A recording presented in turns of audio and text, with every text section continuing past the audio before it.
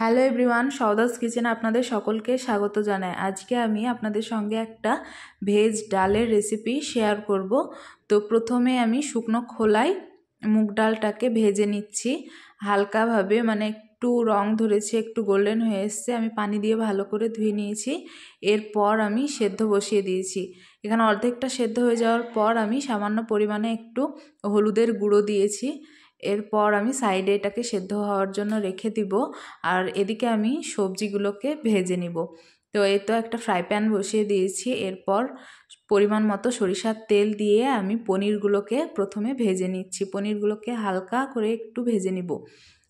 পনিরগুলো একটু লাল হয়ে ভাজা হয়ে গেলে উঠিয়ে নিব। এরপর আমি এক এক করে সমস্ত সবজিগুলোকে ভেজে নেব। তো প্রথমে আমি ফুলকপিটা ভেজে নিচ্ছি।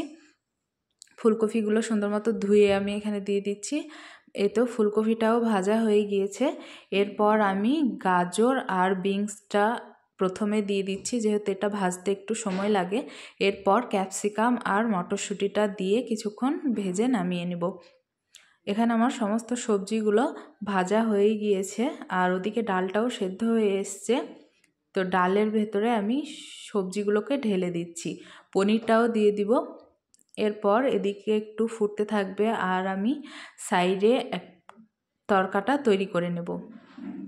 তো প্রথমে আমি সাদা জিরে ফোড়নে দিয়ে দিলাম, একটা তেজপাতা আর একটা শুকনো লঙ্কা দিয়ে দিলাম ফোড়নে। এরপর দিয়ে দিব এক মুঠো পেঁয়াজ কুচি। পেঁয়াজ কুচিটাকে একটু সামান্য পরিমাণে ভেজে নিব। ভাজা হয়ে গেলে এখানে আদা আর জিরে বাটা দিয়ে দিচ্ছি। এরপর মানে স্বাদ মতো লবণ, হলুদ গুঁড়ো, ধনিয়ার গুঁড়ো, শুকনো লঙ্কার গুঁড়ো সব দিয়ে মশলাটাকে একটু কষিয়ে নেব।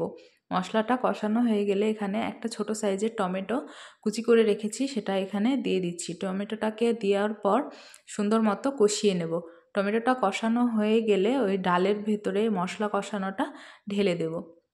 এরপর নেড়ে চেড়ে কিছুক্ষণ মিশিয়ে নেব।